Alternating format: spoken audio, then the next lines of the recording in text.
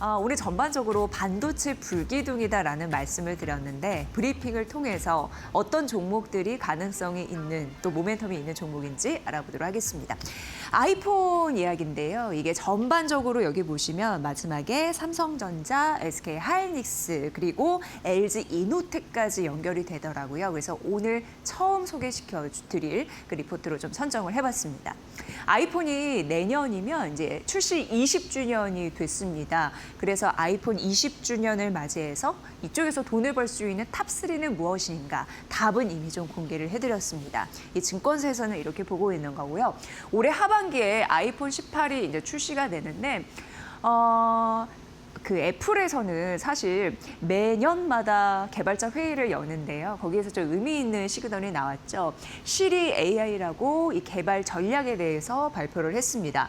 그런데 시리 AI 이 개발 시대를 본격적으로 맞이하기 위해서는 중요한 전제 조건이 있었습니다. 뭐냐면 12GB D램을 탑재를 해야지 시리 AI에 대한 생태계를 전반적으로 환경을 조성할 수 있는데 사실 이전 모델 같은 경우에는 8GB였거든요. 그러니까 8GB 같은 경우에는 시리 AI를 구동시키기에 역부족이라서 그게 한 10억대 이상인데 그거는 쓸모가 없는 상황입니다. 그러니까 시리 AI를 구동하기 위해서 뭐 기본 모델이나 아니면 고급 모델이나 전 모델 통해서 12GB D램을 탑재해야 되는 거니까 앞으로 또 메모리 용량이 크게 늘 가능성이 있는 거죠. 그런데 이제 중요한 거는 이게 있습니다. 아이폰 가격을 동결하겠다라는 부분입니다. 이걸 보면 앞으로 애플이 전반기적으로 봤을 때 단기 수익성에 집착하기보다는 AI 생태계 그리고 시장 점유율을 확대하는데 조금 더 신경을 쓰겠구나. 이게 생존 전략이구나라는 걸 느낄 수 있었습니다.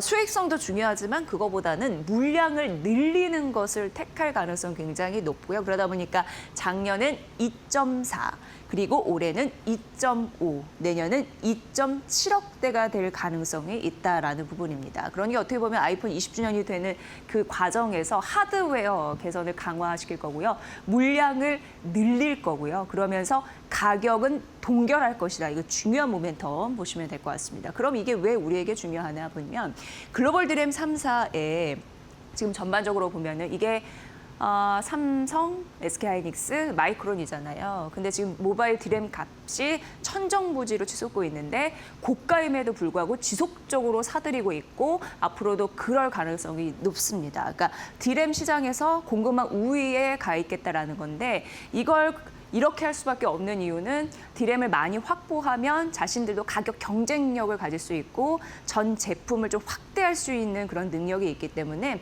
생존 전략에 이런 부분이 있는데 당연히 모바일에서도 D램 중요성이 굉장히 커지는구나. 그러면 메모리 전반적으로 더 수혜가 확대되겠구나. 이걸 좀 느끼시면 될 것 같습니다. 그리고 모바일 같은 경우에는요. 요즘 LPDDR이라고 해서 저전력 반도체 얘기 참 많이 나옵니다. 근데 그게 수요가 좀 늘어날 가능성이 있고 AI 서버에 탑재될 가능성이 굉장히 높고 그 물량도 늘어날 가능성이 높은 만큼 모바일 쪽에서도 D램을 확보하기 위한 경쟁력이 굉장히 치열하구나. 이렇게 상황이 트렌드가 달라지고 있습니다.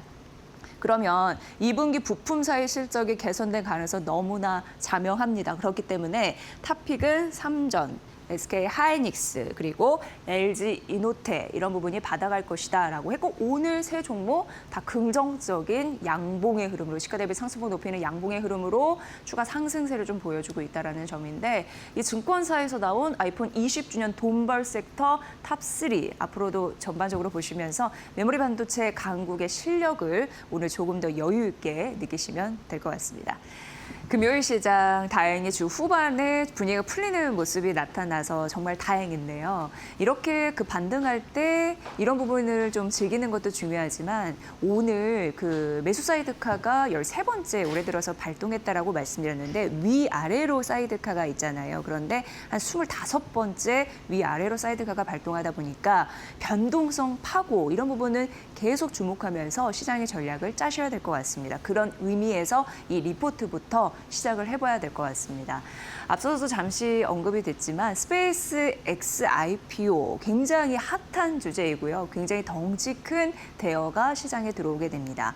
그렇다면은 수급이나 시장 전반적으로 어떤 영향이 있을지 잘 보고 따져야 되거든요. 그래야 하반기 승부를 걸 수 있는 그런 토대를 계산할 수가 있습니다. 오늘 IBK 투자증권 정용택 상무를 연결해서 전반적인 스페이스 X IPO 관련해서 어떤 투자 전략을 세워야 될지 알아보도록 하겠습니다.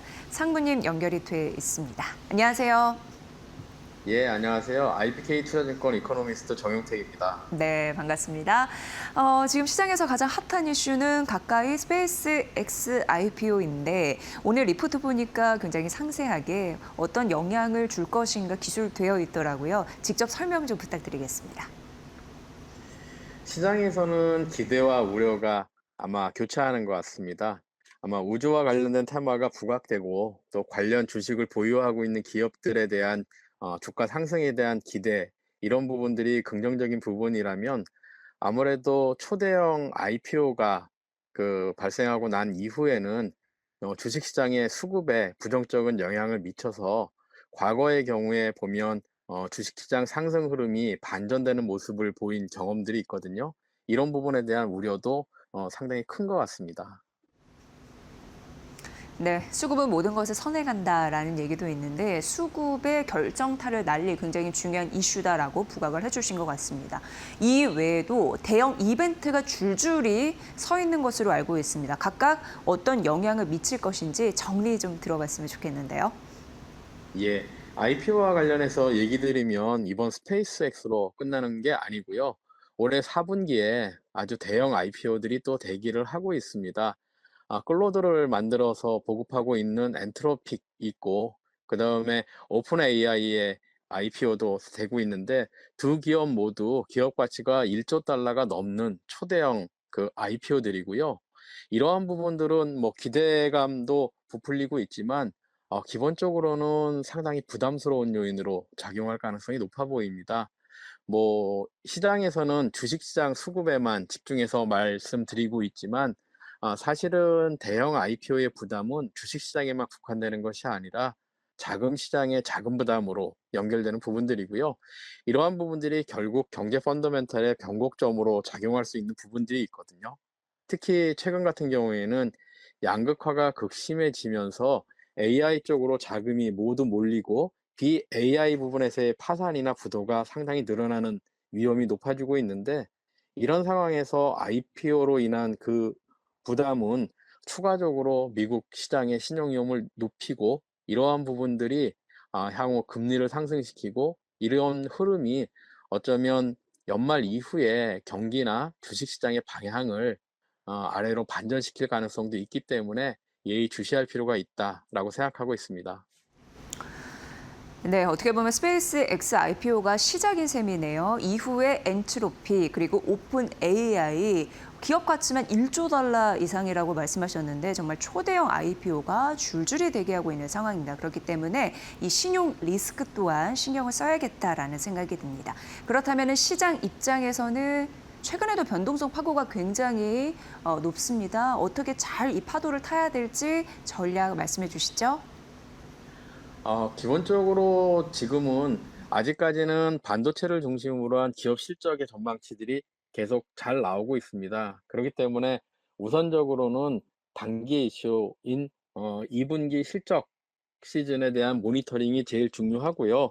하지만 2분기 이후에 그 전망에 대해서는 불확실성이 조금 더 높다라고 생각을 하고 있습니다. 그렇기 때문에 당장은 아니지만 하반기 이후에 금리의 상승 속도나 미국 신용 흐름의 영향을 보면서 아마 위험을 조금씩 줄여가는 전략적으로 옮겨가는 것이 어떤가라고 저희는 생각하고 있습니다. 네, 당장은 저희와 함께 2분기 실적 포커스 맞춰서 투자 전략 잘 세분화해야 될 것 같고요. 이후 3분기부터 이제 하반기 때 조금 더 리스크가 부각될 수가 있으니까 그때는 뭐 금리 상승이나 그리고 추가적인 신용 리스크 이런 부분 꼼꼼히 점검하면서 옥석 가리기 좀 필요할 것 같습니다. 상무님 잘 들었습니다. 예, 감사합니다. 네, 오늘 IBK 투자증권 정용택 상무 연결해서 전반적인 스페이스 X 관련 시장 전략 쭉 점검을 해드렸습니다. 앞으로도 인사이트 저희가 전해드릴 거고요. 자, 스페이스 X 그 다음에 한국투자증권에서 스페이스 X IPO와 관련해서 여러 가지 좀 분석을 했는데 여러분이 뭘 상상하시든 그 이상이 될 겁니다. 라고 언급을 했더라고요. 그래서 조금 짤막하게 전해드리도록 하겠습니다. 우주 데이터 센터에 최소 단위가 있다고 하는데 그거를 AI1으로 표기한다. 이렇게 얘기를 했습니다. 그러니까 우주 데이터 센터 앞으로 보실 때 아주 최소 단위는 AI1이라고 생각하시면 되는데 그럼 우주 데이터 센터는 뭐냐라고 봤을 때 AI1 같은 그런 요소들이 최대 100만 기 위성군을 이뤘을 때 그걸 바로 우주 데이터 센터라 언급한다라고 기술이 되어 있습니다. 굉장히 넓고 큰 무언가다 이렇게 보시면 될 것 같고요. 이쪽을 좀 파헤쳐 보면 가운데는 왜 추론하고 연산하는 컴퓨팅 모듈이 있는 거고요. 그리고 위아래는 액체 라디에이터 있고 그리고 양 사이드 옆에는 농구장 크기의 굉장히 큰 태양광 패널을 탑재를 한다 이렇게 보시면 될 것 같습니다. 그게 AI1 이렇게 느끼시면 됩니다. 그런 게 최대 100만 기 정도 위성군이 되는 걸 우주 데이터 센터다 이렇게 언급이 되고 있고요. 이게 스타링크 대비해서 설계가 좀 단순한 게 또 장점이라고 하는데 태양 전지나 뭐 열 관리 기술을 좀 활용해서 이렇게 시스템이 되어 있다고 합니다. 이것을 위해서는 정말 양산 체계도 중요하고 AI 칩에 대한 공급망 확보도 굉장히 중요한데 그래서 정리해서 이렇게 양 사이드로 좀 말씀드리도록 하겠습니다. 텍사스 기가셋 공장 이게 되게 중요한 역할을 할 것으로 예상이 되는데요. 연 10기가와트 태양광 필요하고 위성 1000기 정도 이상의 생산이 가능한 그런 느낌을 기가셋에서 이제 앞으로 제품을 이제 내놓을 것이다 이렇게 보시면 되는데 내년 말에 양산 라인이 가동될 예정이라고 하니까 이 부분 눈여겨보시면 될 것 같고요. 이렇게 대형 데이터 우주 센터 이런 부분 이제 만들기 위해서 엄청난 AI 칩이 필요하게 됩니다. 근데 그걸 어떻게 잘 조달하느냐가 아무래도 관건일 것 같은데 테라팹 이용할 것으로 예상이 돼요. 여기 보면은 AI 칩의 공급망 일부 내재화 전략을 세우겠다라는 게 있는 상황인데요. 초기 투자는 250억 달러 투자로 시작하지만 이후는 1195억 달러까지 늘어날 가능성이 있다. 이렇게 언급이 되고 있습니다. 당장은 엔비디아의 루빈이나 아니면은 뭐 그레이스, 블랙웰 이런 부분이 탑재가 되지만 조금 이후에는 자체 AI 칩을 탑재할 가능성이 있거든요. 그런 부분으로 전환된 가능성이 있고 이게 어떤 걸 의미하냐면 우주 데이터 센터에 대한 칩 조달에 대한 리스크를 줄이는 그런 결정적인 역할을 할 카드이다라고 언급이 됐습니다. 우리가 상상하는 그 이상이 될 프로젝트다라고 하는 스페이스 X. 결론적으로 이게 굉장히 중요한 대목이 이걸 상장하는 이유는 AI 데이터 센터에 있습니다. 그런 흐름을 봤을 때 우리가 투자 전략을 어디에 세워야 되는지 아마 느낌이 오셨을 텐데 잘 생각해 보시면 될 것 같습니다. 네, 그리고 오늘 JP모건에서 배터리주 우선순위를 좀 세웠는데 오늘 2차 전지 배터리 관련주 좀 잘 가죠. 근데 일단 뭐 EU나 유럽 쪽이나 중국 쪽이나 이런 부분 봤을 때 뭐 전기차 침투해서 뭐 생산 판매하는 거 그런 부분은 견조하고 대신 이제 미국은 좀 약한 흐름들은 이어지고 있고 결과적으로 ESS 에너지 저장 장치 쪽은 배터리 관련주에 있어서 명확한 굉장히 명징한 그런 상징성을 보이고 있다. 이렇게 언급이 되고 있습니다. 그러면서 투자 우선순위를 좀 얘기를 했는데 일단 현대차, 기아 이제 OEM 그런 쪽으로 봤을 때 하이브리드 믹스 관련해 가지고 실적은 좀 견조할 것이다 이렇게 언급이 됐고요. 그 배터리주 관련해서는 역시나 셀 업체 긍정적인데 탑픽을 보면은 LG 에너지 솔루션입니다. 여기 이제 목표 주가는 기술에 있습니다. 그 다음 삼성 SDI 이게 이제 순서인데 LG 화학부터는 목표 주가가 현재가보다 좀 낮게 설정되어 있어서 우리가 좀 눈여겨볼 거는 결국 LG 에너지 솔루션과 삼성 SDI 쪽이겠구나 이런 걸 좀 느끼게 했습니다. JP모건이 K 배터리주를 어떻게 우선순위를 매겼는지 궁금하실 것 같아서 좀 간략하게 보여드렸습니다. 네, 그리고 이제 PSK 보도록 하겠습니다. 더 좋아진다. 오늘 불기둥을 보여주고 있는 대표적인 기업이고요. 여기에 이제 고객사, 글로벌 고객사들이 상당한데 생산 능력 확대가 있다 보니까 여기에서 먹을거리가 참 많다. 곡간이 아주 풍성하게 채워지겠다. 이런 기대감으로 보여지고 있습니다. 일단 현대차증권이 PSK를 분석을 했고요. 여기서 커버리지를 게시했습니다. 새롭게 목표 주가를 제시한 거고 그게 19만 4천 원이다라는 말씀 좀 해드립니다. 고객사 누구누구 있는지 살펴보면 일단 메모리 3사가 있습니다. 삼성전자, SK, 하이닉스, 마이크론이 해당이 되고요. 여기가 올해 D램 투자 늘리고 내년 이후까지도 대규모 팹 공장이거든요. 이 준공에 대한 가능성이 있기 때문에 이쪽에서 반도체 장비주를 수혜 좀 일어날 수 있는 거고요. 그리고 PSK의 또 다른 든든한 고객사 중국 쪽도 있는 상황인데 중국 D램사 같은 경우에는 상장 자금을 비롯해서 캐파를 증설할 가능성이 많다 보니까 그쪽에서도 반도체 장비 수요가 늘어날 가능성이 있습니다. 그리고 북미 파운드리 같은 경우에 에이전틱 AI의 CPU 수요가 늘어나면서 이쪽으로서도 모멘텀이 붙을 가능성이 있다라는 겁니다. 그러니까 전방위적으로 고객사에서 캐파 확대에 따른 물량 증가를 기대할 수 있는 부분이 너무 많은 거죠. 그래서 최근 주가가 올라가는데도 이 이유가 있다라는 점 말씀드리고요. 이렇게 따지면 삼성, 그리고 SK하이닉스, 인텔, 마이크론 이렇게 해서 4개사인데 올해 캐펙스가 그래도 50% 넘을 것으로 예상되니까 이 데이터는 지금 나와 있는 상황입니다. 주력 장비가 있습니다. 글로벌 1위라고 하는데 작년 기준으로 드라이 스트립 이것도 있고 대중, 그러니까 미국이 중국을 제재하면서 K가 반사 수익을 입을 수 있는 상황이고 드라이 클리닝 같은 경우는 대표적인 이제 주력 장비를 얘기하는데 PSK의 공급은 늘 것이다라는 가능성, 그럼 매출 실적이 늘 것이다 이렇게 보시면 됩니다. 특히 올해 영업이익이 한 1,900억 원 정도 나올 거고 2분기는 511억 원 정도 나올 건데 매 분기마다 점진적인 실적 개선이 가능하다라는 데에서 역시 실적도 받쳐준다라는 데에서 긍정적인 점수를 주는 것 같습니다. 새롭게 PSK를 관찰하고 연구하고 목표 주가를 게시한 거라서 의미가 있을 것 같아서 전해드립니다. 네, 그리고 이제 ICDK 하나증권에서 언급을 했는데 굉장히 중요한데 통과를 했더라고요. 보면은 양자 보안 칩의 국책개발 주간 업체로 선정이 됐습니다. 중요한 이슈라서 제목에 그대로 넣었고요. 그래서 6만 원 제시를 했고요. 이게 한 70억 원 규모였는데 국내적으로는 보면은 이게 국책 사업에 선정이 됐기 때문에 이 기업은 이제 어떻게 보면은 독과점 업체로서의 입지를 단단히 구축할 가능성이 굉장히 높다라는 부분. 이고요. 협력 업체가 실증을 같이 할 수 있는 데가 이제 KT입니다. KT와 함께하면서 프로젝트에 대한 레퍼런스를 기반으로 해서 앞으로 글로벌 통신사로서의 입지도 점점 더 강화될 가능성이 있다라고 언급이 됐습니다. 이렇게 되다 보니까 앞으로 이런 부분으로도 이제 검증이 되다 보니까 글로벌 보안칩 선도 업체에 대한 기대가 이제 커질 거고 역시나 기술과 레퍼런스를 보유한 기업은 앞으로 추가적으로 매출이 튈 가능성이 이렇게 가파르게 튈 가능성이 있다라고 합니다.